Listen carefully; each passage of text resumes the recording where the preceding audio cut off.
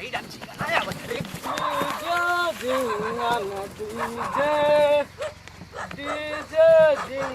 कैसन हो रहा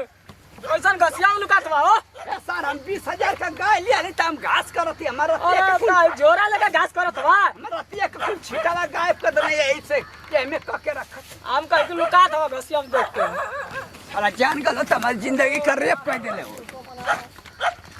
गाल में कुछ काला मुका लगा तो कुछ चोरात ना लो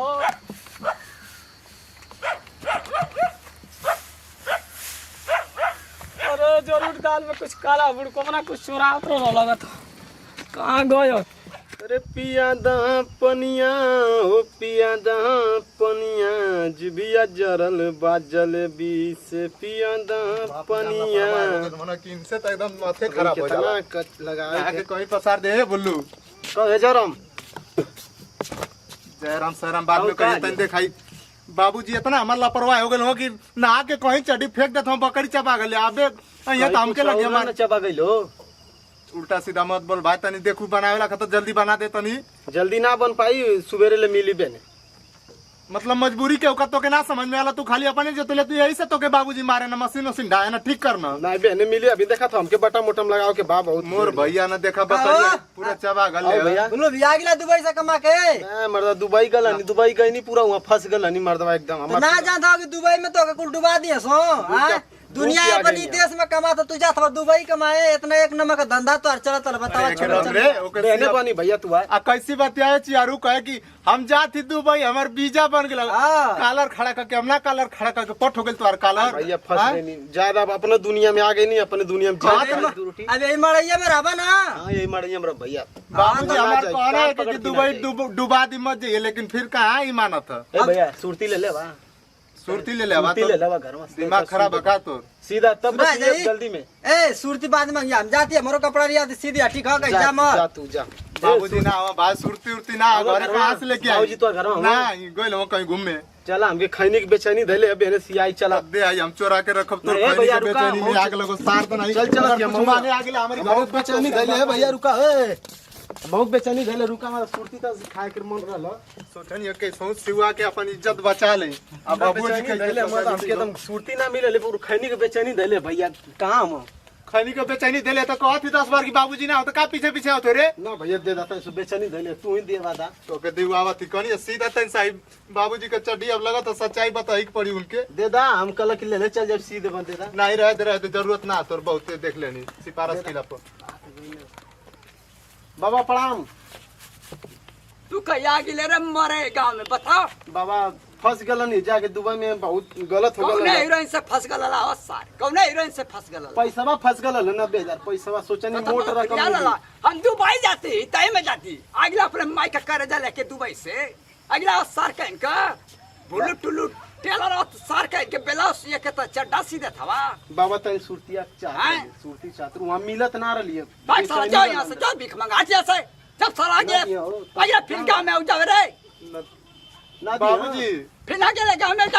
हटाओ फुटल नहीं भैया दे तो ज्यादा भिखारी बन के ल बेचारा का करो जाएगा सर के दुबई का पैसा मारे जर गए फंस गल 90,000 फंस 90,000 एजेंट फंसा का तोरे माई के कर्जा में फंस गला सार एजेंट हटा सर हट सर जाई भैया जाई नहीं कहिया से? कहे ना बाबूजी तब तो कहे कि हीरो हीरोइन का कपड़ा हुआ आवेला सीए खाती के हीरो हीरोइन को दुबई में जाती हीरोइन का सर के ब्लाउज ये के तो चड्डा सीधे था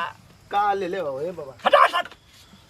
हटाओ रे के का ले ले बाबूजी सुरतिया दे हम चल जा कान जो है जपरात कर मर गया तू कहां आ गया गाँव में जाओ खाती सुरती सुरती सुरती बाबा दे सुरतिया दे रुक जा बाबूजी मौगी मत मुंह से जरा भेजा जाई रे जा दिखा दे बाबा हम चल जाए सुरतिया देखता है सुदे के हम चल जाए सुरतिया दे देवा चल जाए जान ये हमार सुरतिया मिलत ना रह दे देता ठीक है हेरन भैया सुना ले सुतरा भाई दिखा दे बाबा ले ले अब ये देखबे के सुरती लेबे ही बता दिखा दे बाबा देख ले ओमन खून हो सर के तनी देख समहु देख ली नहीं मत देखा जाए सर भी खमंगा चुनवा दा इतना सर कमाइला दुबई में सर का इनका थुआ ले आओ थुआ बाबा पैसा फंस गल है हमार फंस गया साथे गाँव का फंसावे अगला सबके अब दुकानिया खोल दे ना सर का इनका चड्डा से के ब्लाउज सीधा था बुल्लू टुल्लू सुना है बाबा गोड़वा तो औता है हमके देखा था कुछ हमके लगत रहा डाउट दिखाते रे देखा दिखा दा भैया ये थरिया लिया तो दिखाता नजरिया ने देखो काले माँ कसम तुहार तारी कसम कसम बाबा को। तुहार कसम ए साला हमार हरियाला मंगला। अच्छा वो लेके आई क्या क्या सुनन बतेबे ना माँ कसम तुहार माँ तारी कसम खो। तारी कसम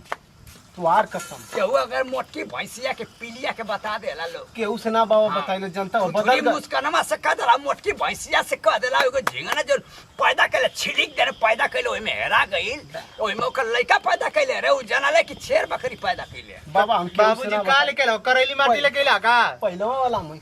लगा तो करैली माटी लेके गेला लगे आई हो बाबूजी आई हो बा आई हो दादा नहीं आई हो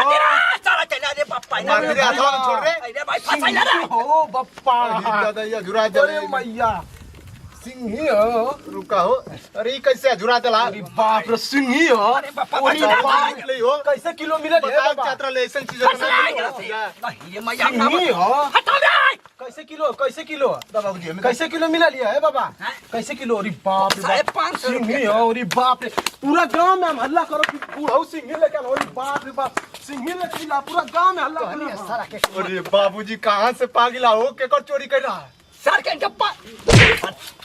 अच्छी आ गई आज गोले भैंसवा गोले वो जो बेतना बोर बोर सिंगी बाबूजी अरे बताते नदी आ दे ना सा कहीं का आई राम को एक चल गल जो बाबूजी चाहे मुठ की भौजी गरम से उनको पसूलिया ले ले आई का आई रे पप्पा नाने के चोरी से तुम कहनी आई बता दे ना भाई सवारे उल्लुआ भुलुआ साला कहीं चड्डी से बेलो सीधा वाला फिर कैसे गाँव में प्रगट हो गल रे लेकिन बाबूजी तू एकदम लाखों में एक हवा हीरा हवा हमको बस सोचले ना रहनी कि सिंगी के मछली इसमें तू खिया दे बा तो के नजर ना लगे बाबूजी देवता हवा तू भगवान हवा एकदम खुशी इतना खुशी सर मुंह पर से जरा पछले ने हैं बाबूजी इतना खुश हो गए जाएगा दुख वाली बात सुनाई तो के आय पहले ही तू तो दुखी हो गिला दुखी हो गई सारा बहुत महंगा मछली नजरिया न दे कुल मसाला फट जाई कहाँ से पौला आता बाबूजी चलते ओकर काटवा तोड़ जाता बतावत ना हवा कहाँ से चुनौतियां बहरन छोड़ देला उठा के कोनो लेके चल जाई आओ जल्दी आओ ई कैसन भक भक महकत हो बजान तू रूसी रहनी है सता अंडा से बाहर दो लेनी हो वही से तो बस था जैसे जानता कि स्वर्ग लगा पर मारे मारे खजुआत रहलो बाबूजी कार माई अपने तो बस डेली टिकटॉक बनाओ थी घरी तो क्या कहीं ना बनाई हमारी बस गोबरा उठाई तो क्या उठाई तो राजी बाबा उठाई तो कहिए पसर गई ना और मैं ब्याह में तो माई को फोन काम ना किया मेरी माई ना मौसा के चक्कर में टिकटॉक वीडियो बना होती है अरे बप्पा हो बप्पा अरे बाप रे बाप अरे भौजी हम देख लेनी पूरा हेतनी बड़े बड़े देखनी एकदम हेतनी बड़े बड़े देखनी भौजी अरे पूरा क्या देख लेला अरे भैया मछली सिंगी के मछली देखनी है पूरा हेतनी बड़े बड़े बाबा हो? देखनी ओही जन देखे हेतनी बड़े बड़े मछली पूरा लेके आ अरे कौन अरे जगह बाप रे बाप बुढ़ावा लेके आ हेतनी बड़े बड़े मछली केवन बूढ़ लेके आल और वो जेवन तू लड़ेलू और सरला आवाज में हेतनी बड़े बड़े पूरा मछली लेके अरे माई- 600 रुपया किलो के लेके आल भौजी और ये बाबा बुढ़ऊ ओकरे लिया खैले भर के औकात ना मछली लेके आल पूरा भीख मांगवा कैसे मछली सुना ले जाला पूरा गांव में केहू के औकात ना उ आज मछली लेके आल पूरा सिंगी हेतनी बड़े बड़े भौजी पूरा बुढ़ऊ सिंगी का मछली अरे हम तो देखनी पगला गई कि अरे बाप रे बाप इतनी बड़ी मछली हमके तो लगा तो तुम और मत जाइया हो भैया अरे बाप रे भौजी हम जात पूरा अरे एकदम देखत ही ना इतनी मोट मोट एकदम देखा जाके यही खातिर भाई हम रास्ता धक्का जात रहे ना तो लुक का तरह करवा में तो पूछा नहीं कैसा हो रहा तो कहा था घास करत है अरे खुदा काज में कौन किस्म का सरला बा के खाए के अटता ना कैसे जाए बाबूजी चला अरे क्यों ना अरे बरवा ये जो मछलिया काटे क्या क्यों ना बाबूजी क्यों ना या नजरिया दी से एकदम सिंही का मछली तो सिंही का मछली होला तो के मालूम है ना भाई ये भाई मछलिया के ऐसे देखा कटा जाई आय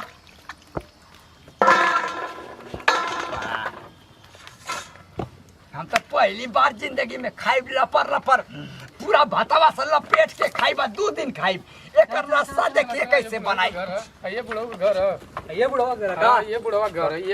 ये बुढ़वा करे बुढ़वा 600 रुपया का सिंगी का मछली खरीदे काहे लेके आ गिले हां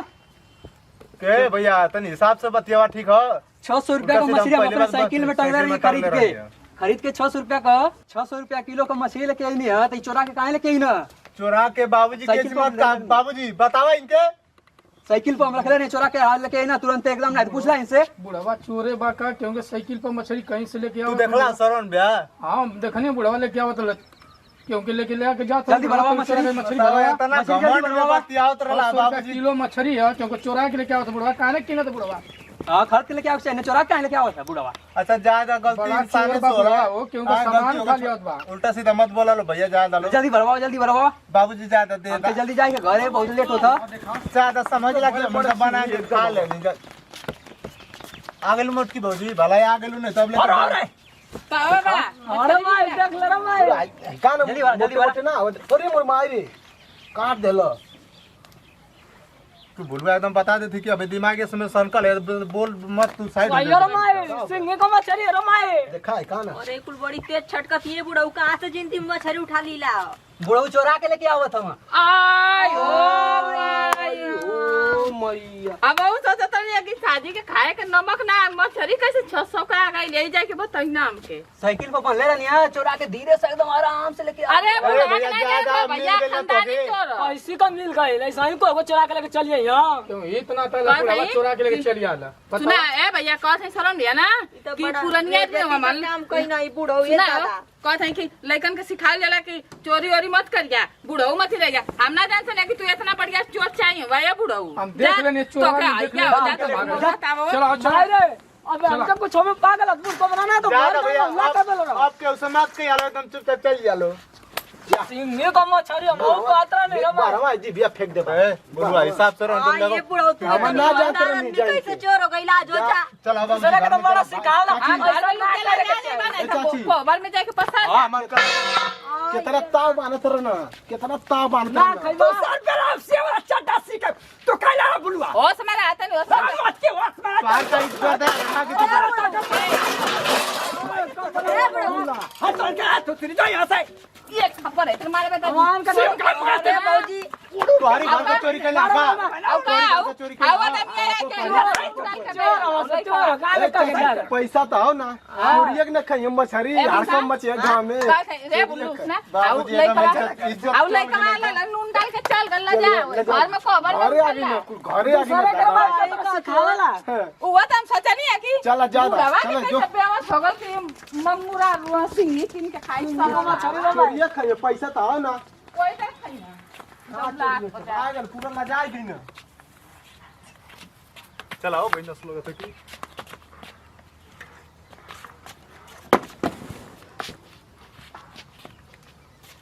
का बाप जान अरे तनी शर्म करा हो शर्म करा तनी एकदम का बुढ़ौतिया में एकदम इज्जतिया धो देला है अपने तो अपने हमारो इज्जत ले भी तला तू तो हम जानिए कि सिंह का मछली हड़प ले सारा के इनका भात से बढ़िया से खाए जैसे जैसे चलत रहनी है वैसे वैसे दिन बीतत लार मुंह में एकदम लार भर गया। हमारे मुंह में तलार भरा ले कितने आज खुश हो गई है मत तो के एकदम दुआ के भगवान के बधाई दे ये भुलुआ टेलर फिर नहीं आगल पेला उसी के तो साला चड्डा सी था। हाँ ये साला मोटके भैंसिया के लिया देला मोटके भैंसिया को चिल्लर पैदा कर लिया मतलब टिटेरे पैदा कर लिया हाँ एगो ऐती मुट के गोइजा पैदा कर लिया टेंगना पैदा कर लिया जब पैदा कर लिया तो मेरा अगर हम ढूंढ के ऐसे देनी कि लाइनर से लोग ला नहीं तो लतवा से चपा के फेंक देला मोट भैंस बा ऐती मुट का चिल्लर चिल्लर चिल्लर पैदा कर लिया और थुथुरी मुस्कानवा मुंह नहीं बोला क्या जियाना बोला था फिर एकदम 2.5 किलो का बम ला जाजी वाला लेकिन इज्जत हमार ना मछली चोरैले होती ना इज्जत हमार गल बारे बाबूजी बा मान गनी तोरी नियर खिलाड़ी केहू दुनिया में ना हो तू बहुत बढ़िया खिलाड़ी हो बाबूजी हम जान गनी अब भाई पूछत ही वजह तो ले में बतिया के निकल लेला ऐसी कैला से तू बचबा